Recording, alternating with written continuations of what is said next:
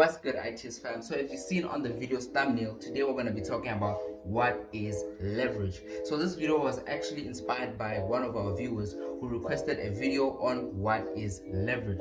So without any further ado, if you're new to the channel, please make sure that you hit that subscribe button as we are on our way to 500 subs. And if you're getting value from this video, please make sure that you like, make sure that you comment. If you have any video ideas, video requests, please just make sure that you hit the comment section. Without any further ado, let's jump right into this. Okay guys, so we're gonna start by going over to Google and finding out what the textbook definition of leverage is. So if you go over to Google, right, it tells us that leverage is the use of borrowed money to invest and is very common in forex trading, obviously. By borrowing money from a broker, investors can trade larger positions in a currency. However, leverage is a double-edged sword, meaning it can also magnify losses. So as you can see from here, leverage is actually a way in which we can basically multiply our money. So let's say you deposit a specific amount of money. Leverage actually helps you have more buying power in the markets. I hope that makes sense, right? So just a practical example, I'm sure you've seen that when you're making an account, you actually go over things like the type of account you want and things like that. Then you're gonna come across something that says leverage, and then you're gonna have things like 1:10, 1:50, 1:100, 1:500, 1:1000. And some brokers actually offer 1:unlimited, which is crazy. But anyway, those are the things that you come across, right? So just to give you guys a bit of a practical explanation of what this means is, let's say for example you created a trading account and you selected leverage of 1:100, and then right after that you deposited 1,000 rand into that account. So what is our leverage? 1:100, right? Let me just multiply here. So let's say you deposit 1,000 rand and your leverage is 1:100. That means your 1,000 rand is gonna be multiplied by 100, and that is gonna be 100,000 rand, right? So that is your buying power. You're gonna have the buying power of 100,000. However, if you deposited 1,000 rand and then you selected leverage of 1:1,000, then you're gonna have a buying power of that equates to 1 million rand.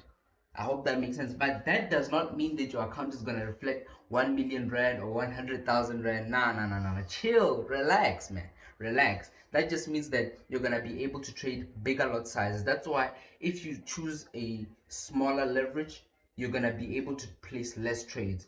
But if you select a bigger leverage, you're going to be able to actually place more trades or trade bigger volumes, right? I hope you've seen that. If you haven't seen that, you can actually test that out for yourself. Select a very your lowest leverage on your broker, and then try and see how many positions you can actually place, and then change your leverage to a higher level, maybe to the highest leverage, and see what the difference is. You'll be able to see actually that with higher leverage you have more buying power, and with lower leverage you have less buying power.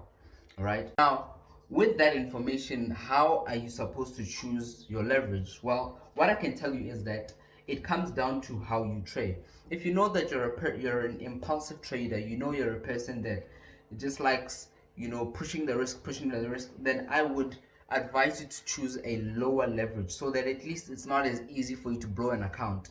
But if you're a person that wants, that bigger risk and everything like that, then it's better for you to go for the higher leverages like 1:1,000, 1:500, right?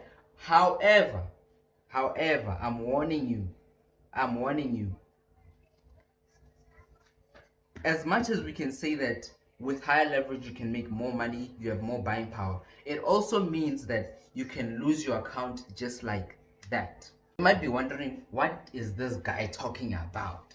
Now look, as much as having a high leverage means you can make more money, it also means that you can actually lose more money too, because just like Google said, leverage can be a double-edged sword. As much as you can make a lot, you can also lose a lot.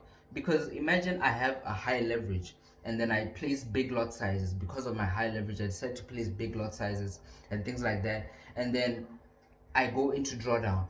My drawdown is gonna be bigger compared to the person who used a smaller leverage. You understand? But that doesn't mean that automatically if you go for a 1:2000, your account is always gonna be risked fully. It also comes down to how to the lot sizes that you use. It's just a matter of higher leverage gives you the opportunity to place bigger lot sizes, but then lower leverage gives you the opportunity to gives you less room to actually do things like, you know, mess up blowing and things like that. So to just wrap everything up, your leverage just comes down to you, and I think I would advise you to actually test different leverages out. I've actually done that with some demo accounts. You know, I try maybe this leverage, that leverage, but I've seen that with me I really, hey man, I wanna operate, and I actually want to have that freedom to trade and that freedom to know that I have more buying power. So that's why personally, this is not financial advice, but personally I go for the high leverages, not like 1 to unlimited, but maybe 1 to 1,000, 1 to 2,000, just so that at least I have some breathing room in terms of lot size, right? But as for you, it just comes down to how you want to trade. If you feel like you want to stick more to the smaller lot sizes, especially if you're starting out, I feel like maybe test out those um smaller leverages just to get a hang of it. And then if you feel like you want to be risking more, then you can go maybe to those higher lot sizes. Guys, so that was it for me in terms of what leverage is. But if you want more information, please make sure that you visit Baby Pips and read some of the notes and things that they have on there. And please make sure that if you're not subscribed to the channel, make sure that you hit that subscribe button, as we are on our way to 500 subs. And please make sure that you hit the comment section. Tell me how this video was, if you didn't understand, if you wanted part 2, and if you have any other video requests, please feel free to drop them in the comment section. I will be sure to answer them. You get me? And lastly, if you've gained any knowledge from this video, please make sure that you hit the like button. And without any further ado, let's get out there and let's milk the markets. Peace.